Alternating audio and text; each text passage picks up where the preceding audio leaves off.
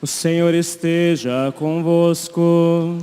Ele está no meio de nós. Proclamação do Evangelho de Jesus Cristo segundo Marcos.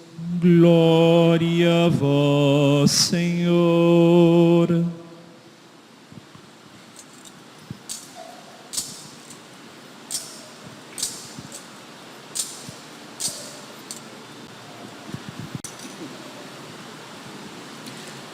Naquele tempo, um leproso chegou perto de Jesus e de joelhos pediu: Se queres, tens o poder de curar-me. Jesus, cheio de compaixão, estendeu a mão, tocou nele e disse: Eu quero, fica curado. No mesmo instante, a lepra desapareceu e ele ficou curado. Então Jesus o mandou logo embora, falando com firmeza: Não contes nada disso a ninguém. Vai, mostra-te ao sacerdote e oferece pela tua purificação o que Moisés ordenou como prova para eles. Ele foi e começou a contar e a divulgar muito o fato. Por isso Jesus não podia mais entrar publicamente numa cidade. Ficava fora em lugares desertos, e de toda parte vinham procurá-lo. Palavra da salvação. Glória a vós, Senhor. Aleluia, aleluia, aleluia. Caríssimos irmãos e irmãs, celebramos hoje o 6º domingo do tempo comum. E a liturgia da palavra nos apresenta, sobretudo no Evangelho, a realidade da cura que Jesus faz de um leproso. Esse episódio é um episódio bastante significativo nas Sagradas Escrituras. E de fato, no tempo de Jesus, essa cura específica que ele realizou deve ter causado muita comoção nas pessoas. Isso nós vemos porque nos 3 evangélicos que nós chamamos de sinóticos, Mateus, Marcos e Lucas, nós temos uma descrição bem pormenorizada de como aconteceu esse milagre. Na verdade, o Evangelho de São Marcos, ele é o mais sucinto, mas nós vemos que existe uma riqueza de detalhes, porque de fato, esse evento da vida de Jesus marcou muito o seu ministério. Vejam, hoje nós não temos mais a realidade da lepra, já é uma doença superada. Mas na época de Jesus, na época dos antigos judeus, a lepra era uma doença que fazia com que a pessoa ficasse completamente excluída da sociedade. Na verdade, toda doença que aparecia na pele da pessoa, qualquer deformidade, era considerado como lepra. E as leis judaicas eram muito severas para aqueles que contraíam a lepra, porque eles se tornavam impuros. E a realidade da impureza é muito marcante na lei judaica.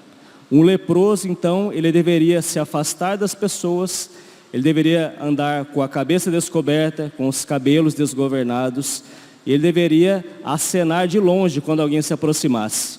Ou seja, um leproso era alguém evidentemente excluído, tinha uma vida completamente excluída da sociedade.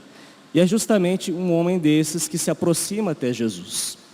E é interessante que os demais judeus não podiam se aproximar dos leprosos, porque senão se tornariam impuros.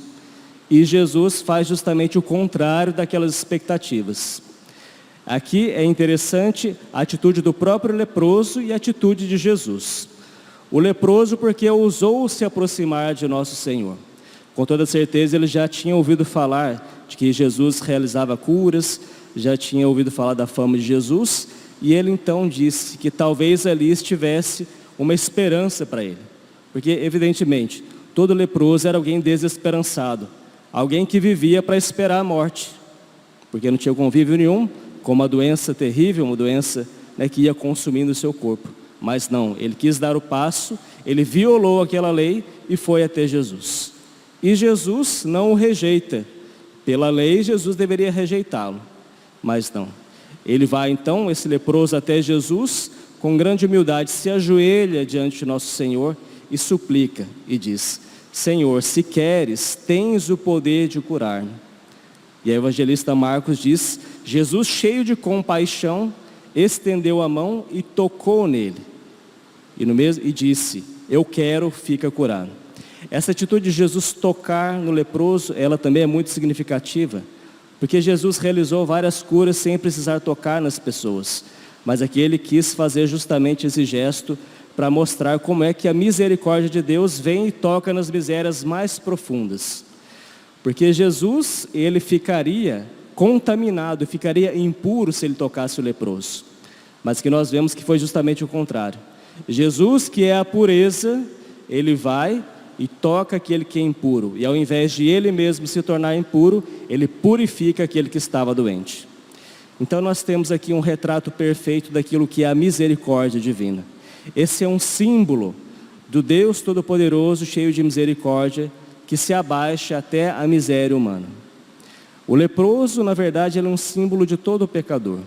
Todos nós temos as nossas lepras, ou seja, o pecado deixa em nós deformidades que nós não vemos. São João Maria Vianney mesmo dizia que se alguém pudesse ver a alma de alguém que está em pecado, ficaria horrorizada, porque a mancha do pecado é algo muito pior do que a lepra, porque a lepra é algo físico, mas a mancha do pecado é algo que estraga aquilo de mais sublime que existe na criação de Deus. Deus nos criou a sua imagem e semelhança, e o pecado faz com que a nossa alma, por assim dizer, se torne leprosa. Mas Deus, na sua misericórdia, vem e toca então nas nossas misérias, como ele realizou com esse leproso. E imagine só a alegria desse homem, esse homem que tinha vida perdida, esse homem que foi contra todas as circunstâncias buscar um auxílio de Jesus e encontra, muito mais do que isso, encontra a salvação da sua vida. Ele está cheio de alegria, mesmo que Jesus tenha proibido que ele publicasse, aquele milagre, ele vai e começa a dizer a todas as pessoas.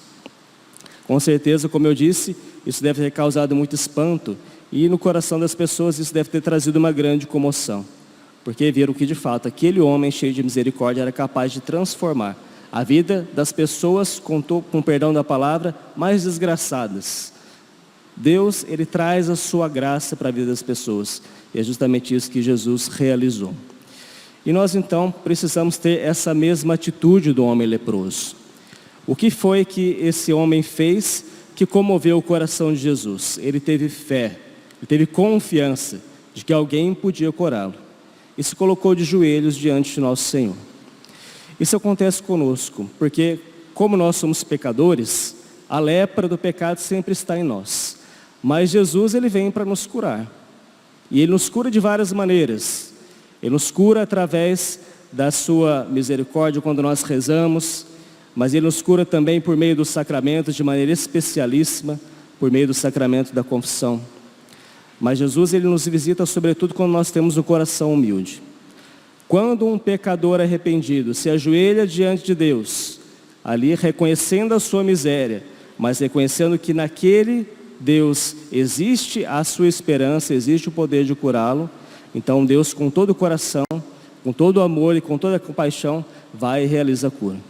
Todos nós já vivenciamos isso, Todos nós aqui já nos ajoelhamos alguma vez diante do sacerdote no sacramento da confissão. E o que acontece no sacramento da confissão é exatamente o que aconteceu com o leproso. Nós não vemos, obviamente isso não acontece de maneira física, mas acontece de maneira espiritual. Então essa cura acontece com todos nós, e nós somos purificados das nossas manchas. Aprendamos então a sermos humildes, aprendamos a ver em Deus, que é um Deus cheio de misericórdia. E vejam bem, Deus, na sua onipotência, ele poderia querer fazer justiça conosco por causa dos nossos pecados. Deus, quando ele é ofendido na sua dignidade divina. Por isso o pecado, ele por justiça, geraria em nós uma punição muito severa. Mas Deus não quer nos punir, muito pelo contrário. O Filho do Homem veio a este mundo não para condenar, mas para salvar. E Jesus vem então na sua misericórdia até nós.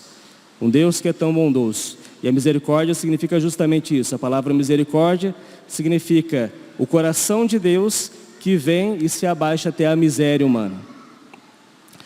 Ouçamos então a voz de Deus que nos chama a nos levantarmos, a sermos curados do nosso pecado. Tenhamos essa consciência que de fato todos nós somos manchados. Nenhum de nós pode dizer que não tem pecado.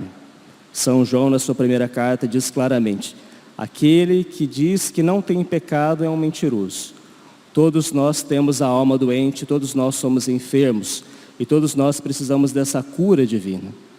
Mas para que essa cura aconteça, nós precisamos ir até aquele que é o portador da cura, até nosso Senhor. Então, façamos isso. Sobretudo se nós precisamos, nos libertar dos nossos pecados, se há muito tempo nós não fazemos uma boa confissão, é muito importante nós buscarmos essa fonte da misericórdia. Aqui na nossa paróquia, graças a Deus, nós temos, em todas as missas, um número bem expressivo de pessoas que se confessam. E isso é um dom realmente muito grande para a igreja. Nós temos esse sacramento, é a prova de que Deus tem misericórdia para conosco.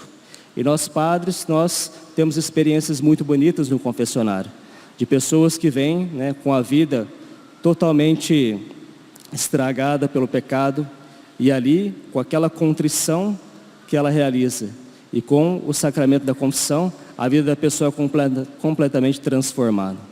E é uma coisa realmente incomparável. Mas não só isso, Nós padres, nós atendemos as confissões, mas nós também nos confessamos.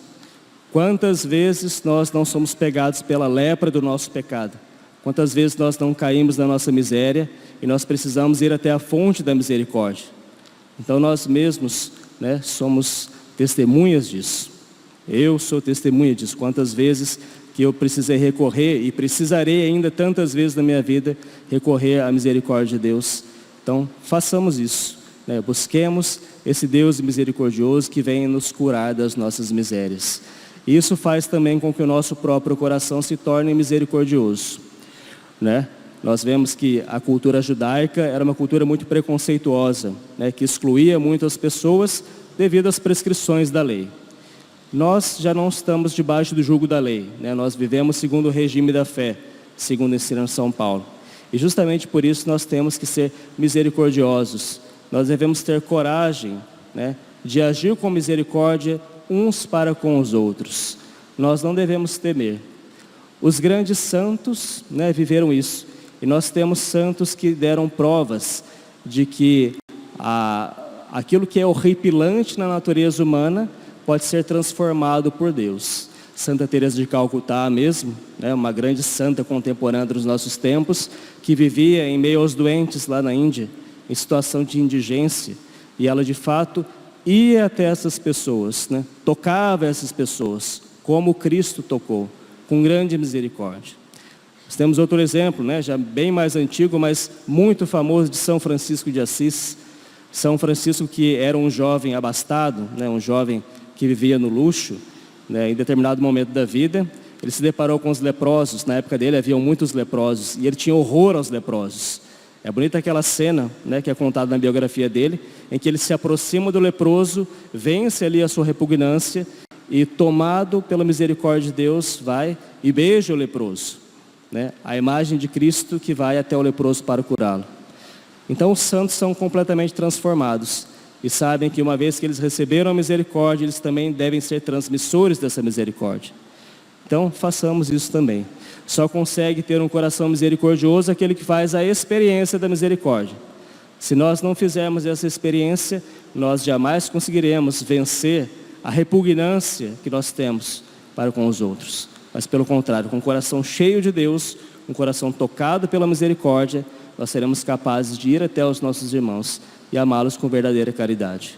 O nosso mundo hoje precisa disso. Nós hoje estamos vivendo, um mundo onde existem muitos leprosos, de maneira física, mas sobretudo de maneira espiritual.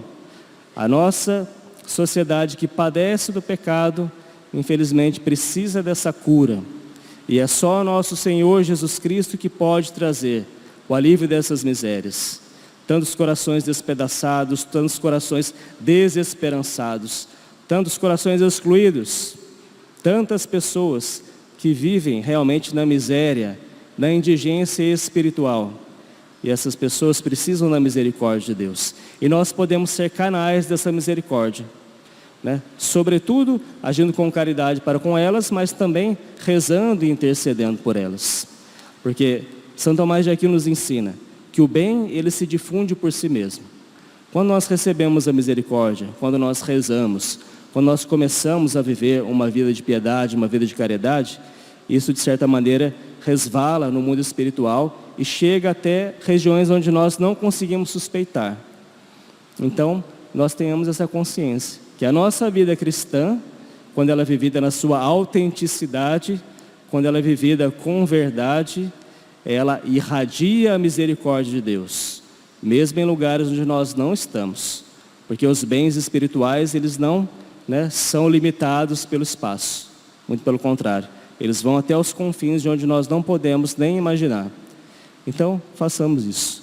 Façamos essa profunda experiência da misericórdia do Senhor e peçamos a Ele que também nos dê um coração profundamente misericordioso.